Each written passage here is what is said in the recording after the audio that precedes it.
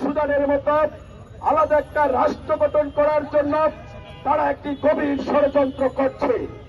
তারা ফেনী নদী হয়ে, চট্টগ্রাম বন্দর হয়ে, আপনার কক্সবাজার হয়ে, রাঙ্গামাটি, খাগড়াছড়ি, বান্দরবান এই বিশাল এলাকা জুড়ে তারা আপনার পার্বত্য চট্টগ্রামকে বিচ্ছিন্ন করার জন্য আপনার দীর্ঘ সময় থেকে ষড়যন্ত্র করে যাচ্ছে। আপনারা আমার বাড়ি সেই বাগাইছড়ি সাজে আপনারা অনেকে গিয়েছেন, ঠিক কিনা বলেন? আপনারা কি চান পার্বত্য চট্টগ্রাম আপনার 1.8 আমার প্রিয় লাল সবুজের পতাকা আপনার এই স্বাধীনতার সার্বভৌমত্ব আপনার পার্বত্য চট্টগ্রাম বিচ্ছিন্ন হয়ে যাক, এটা আমরা কেউ হতে দিতে পারি না, ঠিক কিনা বলেন? আপনার দেশবাসী শুধু তাই নয়, সন্তুল আরবার নেতৃত্বে আপনার উপজাতিদের নেতৃত্বে আপনার 1971 সালের পর থেকে আজ পর্যন্ত তারা প্রায় 40,000 নিরীহ মানুষকে খুন গুম করেছে।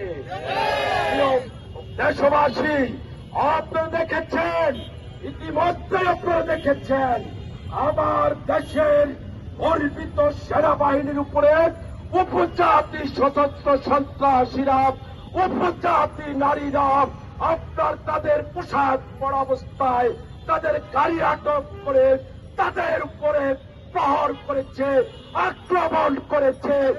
আপনারা বলেন এটা কি একটা স্বাধীন সার্বভৌমত্ব রাষ্ট্রের আকৃতি? আপনাদেরকে যখন সাজেক চান আমার দেশের গর্বিত সেনাবাহিনী আপনাদেরকে বাগাইহাট থেকে সকালে একবার স্কট দিয়ে সাজেক নিয়ে দিয়ে আসতে হয়, বিকালে আপনাদেরকে নিয়ে আসতে হয়। কেন? এটা কি আপনারা একবার প্রশ্ন করেছেন?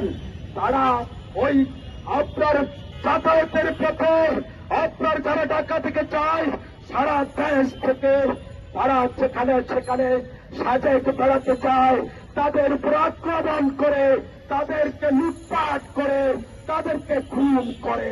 সেজন্যই আপনাদেরকে সেনাবাহিনী, আমার দেশের গর্বিত সেনাবাহিনী পার্বত্য চট্টগ্রামকে আপনার বন্দী প্রহরীর মতো পাহারা দিয়ে যাচ্ছে।